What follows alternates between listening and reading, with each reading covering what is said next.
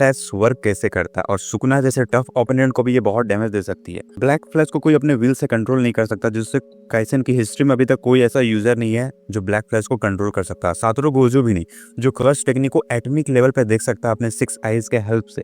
उसका रीजन ये है कि इसमें एक्सटर्नल फैक्टर का भी बहुत बड़ा रोल होता है। ब्लैक फ्लैश के लिए फिजिकल हीट का इम्पैक्ट के समय कर्स एनर्जी 10⁻⁶ या 1 माइक्रोसेकंड के अंदर अप्लाई हो जाना चाहिए, जिससे जनरेट हो सकती है ये ब्लैक फ्लैश। इसमें जो हीट करने की पावर होती है वो एम्पलीफाई हो जाती है पावर 2⁵ टाइम्स। यानी अगर नॉर्मल सॉर्सरर की इम्पैक्ट 10 यूनिट है तो ब्लैक फ्लैश की डैमेज 316 यूनिट हो सकती है, यानी कि फेटल ब्लो। यूजी की बॉडी बहुत डिफरेंट है, फिजिकल स्ट्रेंथ भी नॉर्मल सॉर्सरर्स से, तो वो इनके कंपेयर में पंच की इम्पैक्ट भी उसकी बहुत ज्यादा है। तो वो 50 यूनिट्स इम्पैक्ट पे डिलीवर कर सकता है, जो कि एम्पलीफाई होकर बाद में 17,677 यूनिट हो सकती है। इस टेक्निक को यूज करने के लिए बहुत फोकस और हाई कंसंट्रेशन की जरूरत होती है। कम सॉर्सरर ही है जो इस टेक्निक को यूज कर पाते हैं। एक बार ब्लैक फ्लैश हिट करने से यूजर द जोन स्टेज में चला जाता है, जहां उसके लिए इजी हो जाता है और उसे continuously another black flash hit करने में भी ज्यादा दिक्कत नहीं आती।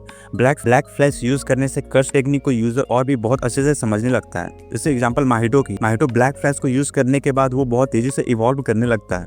यूजी इटाडोरी सुकुना को कंटिन्यूसली हिट करने के बाद रिवर्स कर्स टेक्निक और डोमेन एक्सपेंशन जैसे टेक्निक को सीख गया था। ब्लैक फ्लैश जब ओपोनेंट को हिट करती है तब उसकी पूरी सोल की स्ट्रक्चर को डिस्ट्रॉय करती है, यानी रिवर्स कर्स टेक्निक यूजलेस है। ये वो ऑर्गन या बॉडी पार्ट वो कभी हिल नहीं हो सकती कोई भी टेक्निक से, क्योंकि जो बेसलाइन होती है सोल की वो पूरी तरीके से डिस्ट्रॉय हो जाती है। और ये सबसे डेडली कॉन्सिक्वेंस है ब्लैक फ्लैश की।